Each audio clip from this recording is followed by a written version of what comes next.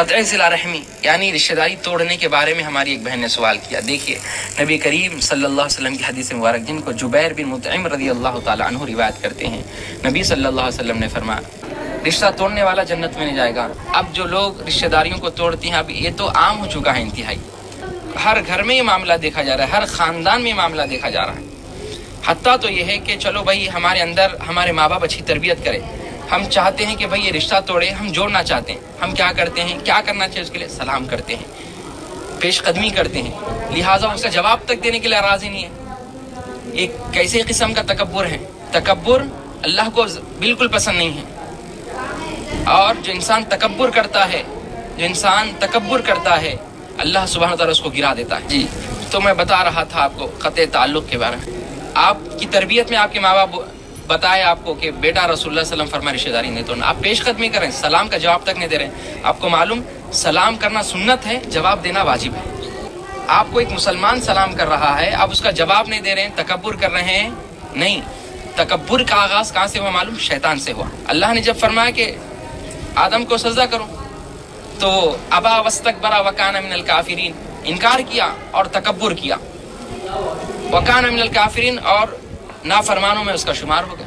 تکبر ہرگز نہ کرے اور تکبر کر کے شیطان کے چیلوں میں, شیطان کے مریدوں میں اپنا نام ایڈ مت کریں.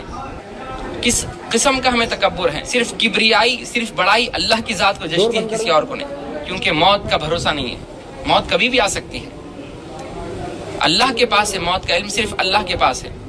کوئی یہ دعویٰ نہیں کر سکتا کہ میں بڑھاپے میں جاؤں گا, کوئی بانڈ پیپر پر لکھ کر نہیں دے سکتا کہ میں فلاں وقت مروں گا, اس سے پہلے نہیں مروں گا. موت کا علم صرف اللہ کے پاس ہے. کل نفس ذائقۃ الموت, ہر نفس کو موت کا مزہ چکھنا ہے, ہر نفس کو موت کا مزہ چکھنا ہے.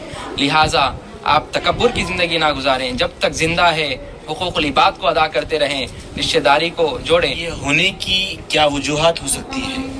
قطع تعلق اور جو بھی نا اتفاقی جو پیدا ہوتی ہے ایک دوسرے کے آپس میں, اور یہ اس کی وجوہات کیا بن سکتی ہے, اس پر بھی آپ تھوڑا غور کریں. بسم اللہ الرحمن الرحیم. دیکھیے یہ رشتہ داری توڑنے کی کئی سارے وجوہات ہیں. سب سے بیسک وجہ کیا ہوتی معلوم؟ ماں باپ کی تربیت. ماں باپ کیا کہتے ہیں کہ بیٹا ان سے بات نہیں کرنا, چاچا کے پاس نہیں جانا, ماما سے نہیں ملنا, تایا سے نہیں ملنا. یہ بچپن سے ماں باپ سکھا دیتے ہیں. یعنی ابا کی اور تایا کی لڑائی ہوئی تو بچوں کو سکھا دیتے تایا سے نہیں ملنا. چاچا کی ابا کی لڑائی ہوئی, بچوں کو سکھا دیتے چاچا سے نہیں ملنا. تو اس بچے کے ذہن میں کیا جاتا, یعنی رشتہ داری توڑنا ہے. ان کچھ بھی بولے سننا نہیں ہے, سیدھا لڑنا, لڑ کے رشتہ داری توڑنا. بیسک ریزن یہ ہے کہ ماں باپ کی تربیت غلط ہوئی. اور دوسری چیز جو رشتہ داری کو جو توڑتی ہے وہ یہ ہے کہ ہمارے اندر عاجزی نہیں ہے. عاجزی یعنی ہمیں کوئی ہمارے رشتہ دار ہمارے اچھے کے لیے کوئی ایک بات بولتے ہیں, دیکھیے یہ بات جو ہے ایسی نہیں ایسی ہے, آپ میرے کو بولیں کیسا, آپ میرے سے چھوٹے ہیں, چھوٹے رہ کے بولتے ہیں. صحیح بات پہنچانے کے لیے عمر کی کوئی قید نہیں, یاد رکھو. تو ہمارے اندر عاجزی ختم ہو گئی, یعنی سننے کو تیار نہیں ہے. اگر کوئی دیکھو براڈ مائنڈیڈ رہنا, انسان براڈ مائنڈیڈ رہنا, کبھی بھی جو ہے احساس کمتری کا شکار نہیں ہونا. وہ بولے کیسا میرے کو, انہوں بولتے کیسا, انہوں کون کدھر, ہمارے ایسی باتیں ایسے الفاظ ہوتے نہیں. وہ بولے تو کیا بولے, اس پہ غور کریں گے کیوں بولے وہ بات, واقعی میرے اندر یہ خامی ہے کیا ہے, تو اس کو دور کرنے کی کوشش کریں گے اور ان کا شکریہ ادا کریں گے کہ انہوں نے آپ کی دنیا میں اصلاح کی. اور اصلاح کی ایک طریقہ بھی ہوتا ہے. اصلاح کا طریقہ کیا ہے کہ جس کی بھی خامی اس کو اکیلے میں لے کے جائیں, سب کے سامنے ان کے عیب کو نہ اچھالیں, سب کے سامنے بڑی محفل میں آپ جو ہے ان کو آپ جو ہے برا بھلا کہہ دیے, ان کے عیب کو اچھال دیے, تو یقیناً وہاں پہ اصلاح نہیں ہوگی, وہاں تو انتشار ہوگا. اصلاح کا طریقہ یہ ہے کہ جو کوئی غلطی کر رہا ہے, انسان ہے, خطا ہر ایک سے ہوتی, کوئی فرشتہ نہیں ہے. فرشتوں تو معصوم ہے, فرشتوں سے خطا نہیں ہوتی. انبیاء معصوم, انبیاء سے خطا نہیں ہوتی. غیر انبیاء, غیر ملائکہ جتنے بھی ہیں سب سے خطا ممکن ہے. خطا ممکن ہے مخلوق میں. حدیث میں بھی آیا کہ ایک مومن دوسرے مومن کا آئینہ ہوتا ہے.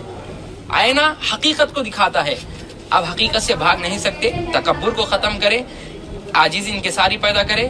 جو عاجزی انکساری کرتا ہے اللہ اس کو بلند کرتا ہے, جو تکبر کرتا ہے اللہ اس کو گرا دیتا ہے. اسی طرح اور ایک آسان مثال دے کر میں سمجھاتا ہوں کہ دیکھیے جب ہم کو بلندی پر چڑھنا ہے, ایک پہاڑ پر چڑھنا ہے, تو کیا انسان پہاڑ پہ اکڑ کے چڑھتا؟ ایسا کر کے چڑھے تو کیا ہوتا؟ ایسا پیچھے گر جاتے. اکڑ کے چڑھ سکتے.